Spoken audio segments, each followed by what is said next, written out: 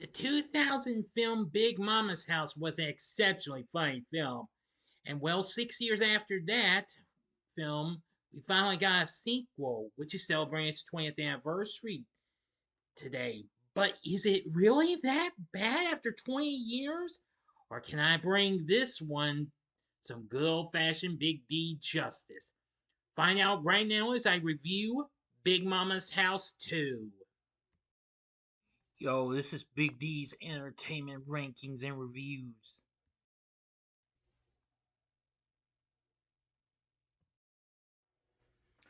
So, greetings, my fellow YouTubers, and welcome again to Big D's Entertainment Rankings and Reviews.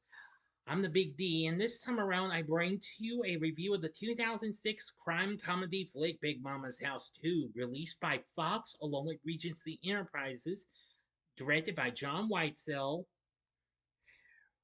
with a story written by Don Reimer, with Martin Lawrence reprising his role as FBI agent Malcolm Turner, along with Nia Long, also from the first film, Emily Procter, and Zachary Levi. The film was released on this day, January 27th, 2006. Henceforth, today's the film's 20th anniversary. Well, the film did fair enough and what have you, but not quite close to as good as its predecessor, however, because it got dissed even harder. But even so, it still did well. Well, this film has a few issues, but an okay sequel. But anyway, I'll explain as I go through the story. If you have yet to see the review of Big Mama's House I did 6 years ago, which I have no intent on redoing because it's gotten 500 big views. Click on that little thing up there and it'll take you to my review, which I've updated with a new photo, a new picture for the ad in case you find the video through the search and what have you. Okay, that about covers it. Let's go for it. 6 years after meeting her during an investigation, FBI agent Malcolm Turner is now married to Sherry Pierce and is the stepfather of her son Trent and assumes a desk job to become closer as they await the arrival of their first child. However, news reaches Malcolm that his friend Doug Hudson was killed. While working undercover in Orange County, California, he learns that he was investigating former military intelligence specialist Tom Fuller, who now works for the National Agenda Software Corporation and had discovered he was creating a computer worm that could provide backdoor access to government databases. Although Malcolm asks to assist, his boss refuses to let him interfere in the investigation being conducted by agents Liliana Morales and Kevin Keneally. Discovering Morales is sending an agent undercover to secure the job of nanny when Tom's family, Malcolm decides to take advantage of this, lying to Sherry that he must go out of state for a conference. Malcolm retrieves the disguise he used while impersonating Sherry's grandmother, known affectionately as Big Mama, and secures the nanny job by exposing flaws in the other candidates, while he keeps his eyes on Tom. Malcolm learns that the Fuller family has problems. Tom's wife, Lee, is very strict on chores.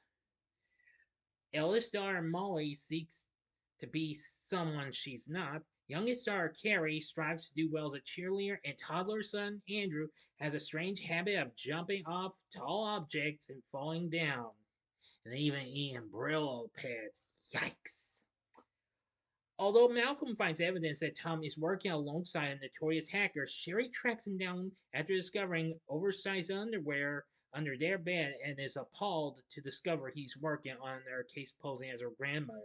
The matter is then made worse when Morales discovers him interfering in her case and allows him to assist as long as he maintains his cover and retains Kevin as his partner. After Lee threatens to fire Big Mama for her handling of her chores, Malcolm spends the night doing all the work and successfully wins back her favor. After an attempt to capture the hacker fails, Malcolm and Kevin recruit assistance from child hacker Stewart to access Fuller's workstation at Agenda.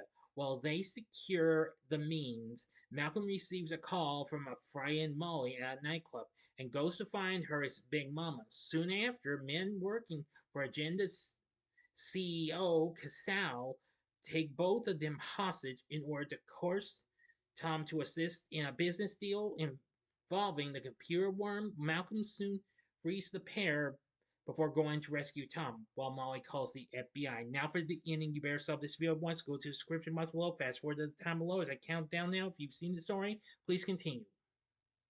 Okay, you've been warned.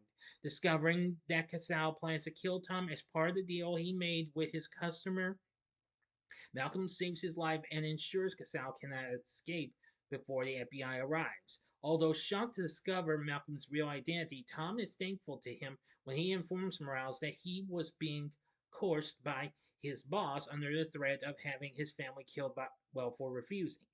While the case is ended and he has made amends with Sherry, Malcolm decides to stay in California and while longer in order to assist Carrie after helping her team improve themselves for an upcoming cheerleading championships.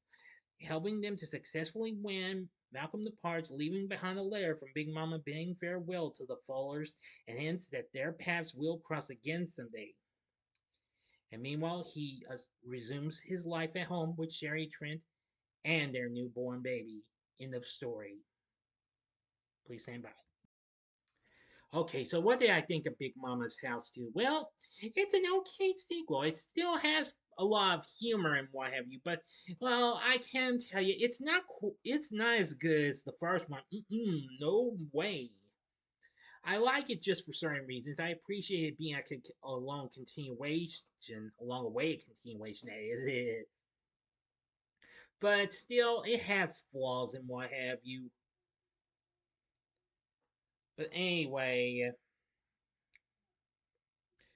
but the reviews were absolutely horrible, way off from its predecessor. The film sits at a mere 5% on Rotten Tomatoes, where they say it's unfunny and unoriginal. In other words, a perfect piece of evidence for opponents of pointless movie sequels. Well, that's understandable. Metacritic has a score of 34, and the audience's poll by CinemaScore gave it an A minus, however. Variety called the film episodic and flat compared to the original. Slant magazine, not thrilled. The film got nominated at the Razzies for Worst Prequel or Sequel, but lost to Basic Instinct 2. And its poor reception has been lampooned in The Onion. Despite the film's dissing and what have you, the film still, however, became a box office success, going on to make $141 million worldwide on its $40 million budget. And eventually, it had the second highest opening weekend for a film with Martin Lawrence, right behind Bad Boys 2. So,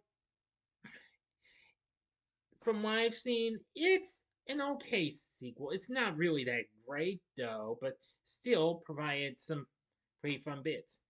The score for this was composed by George Stanley Clinton, George S. Clinton, of course, to you.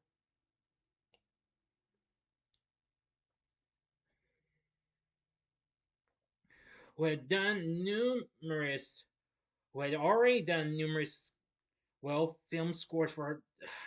There's so many to mention. Films like including Mortal Kombat and the Austin Powers trilogy, Wild Things, Black Dog, the Santa Claus 2 and the Santa Claus 3. Yeah, which was actually released the same year, as well as the extremely hated Deck the Halls, also released by Fox and Regency. But of course, he's also done several other films. But anyway, from what but his score's not too bad. But it does have a few good songs and what have you.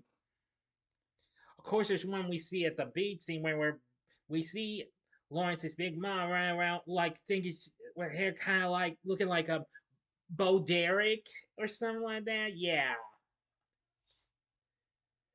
And I do think the song they play for it, which I It's called Private Dancer. Not to be confused with the Tina Turner song. It's a different. This is a different song, but it's pretty hip hop in a way.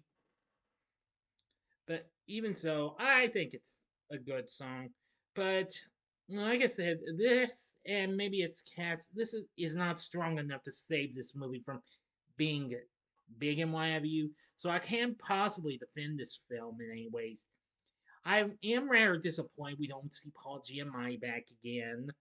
Martin Lawrence does return as Malcolm, aka Big Mama, and I gotta say that was good.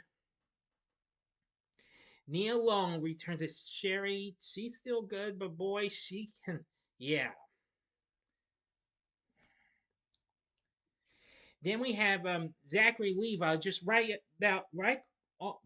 just a little bit before he even played TV's Chuck as Kevin Keneally. I will say he's fine. Mark Moses as Tom Fuller, good. Lee Fuller's played by Emily Procter, who was already big on TV's CSI Miami. Kat Dennings, long before she played Darcy, I think it was that. Yeah, Darcy in the Thor films, as well as half of TV's Two Broke Girls years later, playing Molly Fuller. Good. Then we have a young Chloe Grace Moretz, who later went on to star in the Carrie remake and The Fifth Wave and several others as Carrie. Good. Let's see. We have Preston and Trevor Shores as young Andrew Fuller. Not bad. Marisol Nichols as Liliana Morales. The rest of the cast is hit or miss, but and of course we have Joshua Washington as Trent, but unfortunately this brings me to another negative. We don't get to see much of him as much as before and what have you. But we only get to see him just a few minutes after most of the credits are most of the credits are done after we get into the plot, and then we just see him. Well, seeing Malcolm get embarrassed in an Eagle outfit and what have you, and he's driving him home, and then we don't get to see him again until the last bit of this film. How disappointing. But anyway, 5 years later, we would eventually get a sequel and a third film in Big Mama's Like Father, Like Son. Unfortunately, Washington was didn't come back, just Martin Lawrence himself.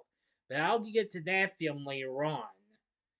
So with everything said, Big Mama's House 2 is mostly a miss and a hit. I like it a little, but I still prefer the first one more. So would I recommend this? Well, I would only recommend it a one-time watch if you're a hardcore completionist, or if you're not satisfied with it, then avoid it and stick with the original. You'll thank me for that later in life. Yeah. Or I think you might be better off with one of the other films that Mr. Lawrence had done even before this, like Rebound, which bombed at the box office big time before this came out. Or heck, even Black Knight, which I think I need to review that one. But anyway, that's Big Mama's House 2 for you. Enough said about this film.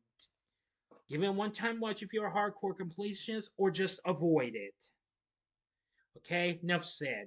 What did you think of Big Mama's House 2? Let me know in the comments section below. If you liked this video, click the like button, subscribe, click the bell for notifications, and be a part of the Big D Nation. Continue to help support my channel, and you know the rest. Now, though tomorrow was to be a review of Any Which Way You Can, that is still coming, but I'm sending it to another date, in about another day or two. Stay tuned, details to follow on that, due to a special spoiler-free review coming up tomorrow, where I'm going to be doing a spoiler-free review of the new Prime Video movie called The Wrecking Crew. Yeah, I'll do it all right. So if you like this, check out some of these other films with Martin Lawrence I've tackled. In the upper left-hand corner, you can check out my review of another film of his that really got this, but was still a big hit though, and that was Blue Streak from 1999, which he did before Big Mama's House the following year in 2000. The upper right-hand corner is my review of his recent hit film of Bad Boys Ride or Die, which that was the fourth installment of the Bad Boys film series. Or if you'd like Check out my review of a film he did before this, which bombed big time, in Rebound from 2005, in the bottom left hand corner. And the bottom right hand corner is the button you can click to subscribe. If you like rankings and reviews on movies, TV, music, video games, etc., then I'm your guy. Thanks for watching. Until next time, I'm the Big D saying, see ya.